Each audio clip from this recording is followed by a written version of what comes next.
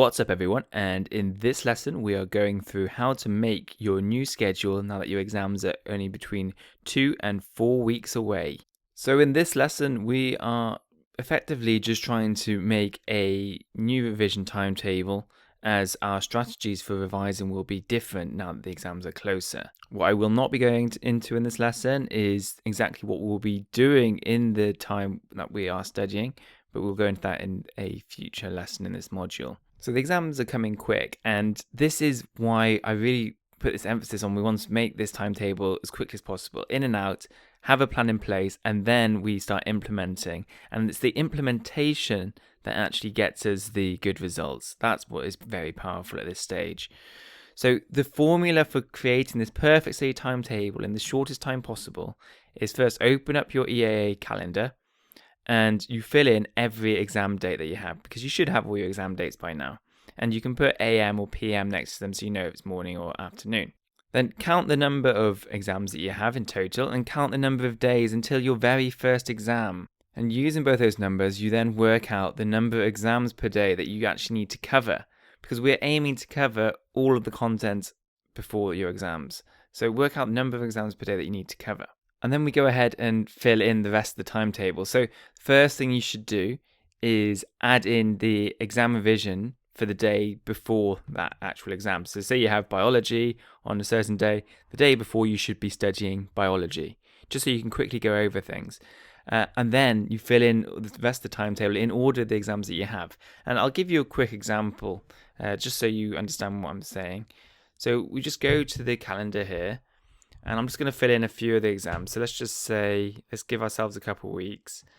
Remember, this is 2 to 4 weeks out. And let's just put biology, chemistry, and then let's put maths and physics, say both in the morning and afternoon. So we can put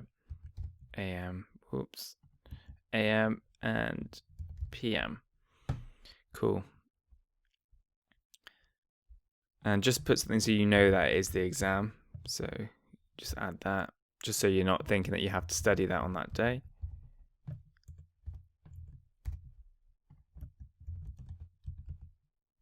Okay, and let's say we're starting this section of our prep here. We've only given ourselves a couple of weeks. So first off, we need to fit in our revision days just before. So here we need to do biology, and what we need to look at is the whole syllabus. So let's say there are 6 topics for that. You just put in all the topic numbers there, just to keep it complete. Here we've got chemistry, and obviously it'll be the name of the exam. So, unit 1 or whatever the exam's called. Again, I'm not going to do it all, the topic numbers, but you get the drift. And maths and physics. So there's 2 ways you can go about this. I would probably do some maths and physics the day before as well. And you can put the topic numbers. Again, I'm only doing it short to keep this training short so you can quickly implement. So now we look at the number of exams we have and we compare it to the number of days we've got to complete it. So we haven't given ourselves the most amount of time. We've got 2 weeks. So we've got 4 exams. We've got 1, 2, 3, 4, 5, 6, 7, 8, 9, 10, 11, 12, 13, 14 days until our first exam. So we divide 14 by 4, and that gives us about 3. We've got about 3 days to complete each one if we round down. So the way we would fill this in is if we do biology, and what I would do is give yourself a couple of days of each one. That should be more than enough. And we do it in order of when you're going to have it here. See? So chemistry,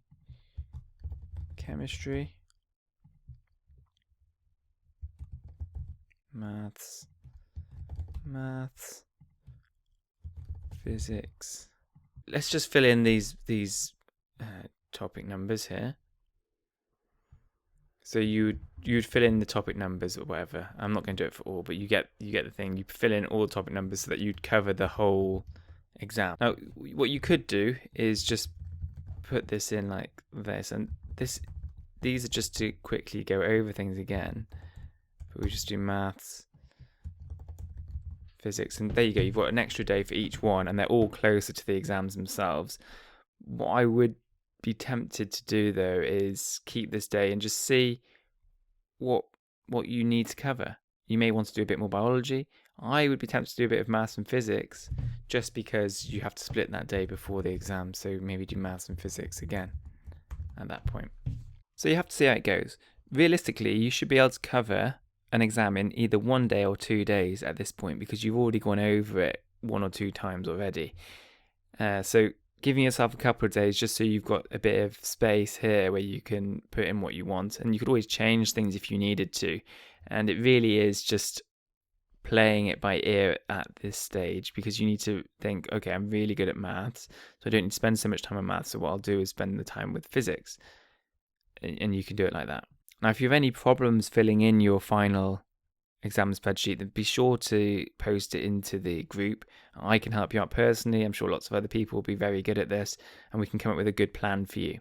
But this is the sort of things you should be thinking about. So we've gone through that, and then in terms of your timing schedule, as I said, it's always keeping it simple. So in terms of the days, you know what you'll be studying. In terms of the timing schedules, you'll do it the night before. And so I always say it's because it's the time when you're most ambitious. You should be used to that by now, as you'll have been making a timetable the night before for many months coming into this point. You should by now know the way that you study and the best timing techniques for you at this point. But just remember, this is the final push. This is where you really crank up those gears and really push forward, as this is your last attempt to fit in all that information into your head so that you can pass those exams.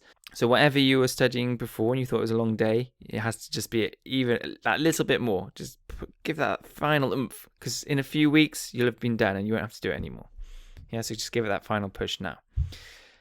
I've just put this slide in for troubleshooting. So obviously at this point, you may have hit the 4 weeks out mark and you still haven't looked at things for the first time.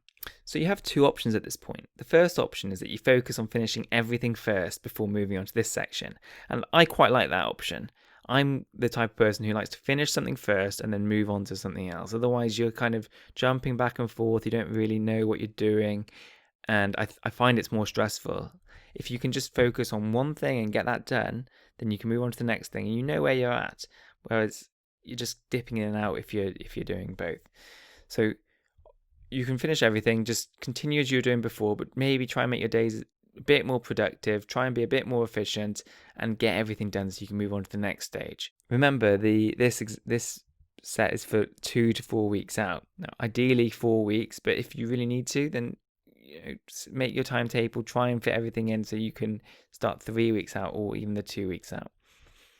The other option is you just split your days in half. Again, I don't really like dipping in and out, but you could do that. So you can have half your day where you do revision like you did before, and half your day where you're looking at the stuff you already know. That's up to you. So what I want you to do now is just set up your revision for the next few weeks, as I've just shown you. The only other thing I'll add is that sometimes, especially when you're doing GCSEs, you'll have exams that go over multiple weeks. And what you do is you play it by ear, really. So you work out things into your first exam and you fit everything in as you can. But then things that you feel like you need a bit more work on, you fit those in. Things that you feel like you know everything, you don't really need to spend that much time on, maybe you only add 1 extra day for that rather than multiple days as you would for the other topics. You really need to play it by ear. Some of it is just practice and you will get better with time. But this is how the mind should be working. This is how you should be doing things at this point. Okay, so make your revision calendar and we'll catch you guys in the next one.